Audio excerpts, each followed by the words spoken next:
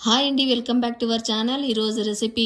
Vegetable dum biryani అండి. దానికి కావాల్సిన పదార్థాలు విధానం అయితే చూద్దాము.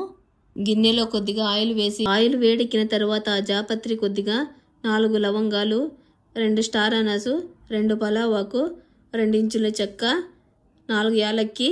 కొద్దిగా జాజికాయి, రాతి పువ్వు కొద్దిగా వేసి కొద్దిగా వేగిన తర్వాత జింజర్ గార్లిక్ పేస్ట్ 1 స్పూన్ వేసి 1 నిమిషం వేయించుకున్న తర్వాత తుంచి పెట్టుకున్న 100 గ్రామ్స్ బీన్స్ వేసి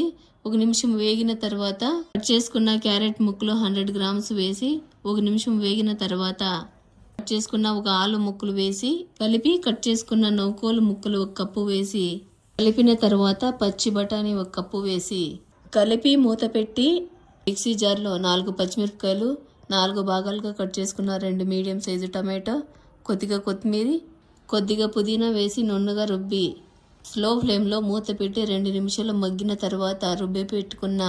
పేస్ట్ వేసి బాగా కలిపి 2 నిమిషాలు వేయించుకున్న తర్వాత 1 స్పూన్ కారము, 1/2 స్పూన్ పసుపు,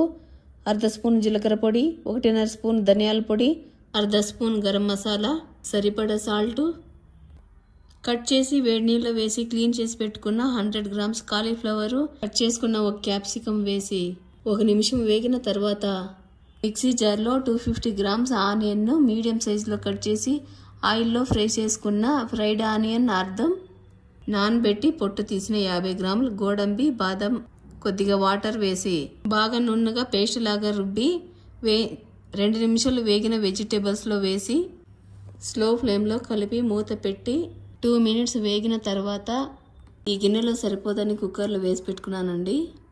ఇంకొక పక్క పాత్రలో నీళ్లు పెట్టి వేడెక్కిన తర్వాత సరిపడా సాల్ట్, 1/2 స్పూన్ షార్జీరా,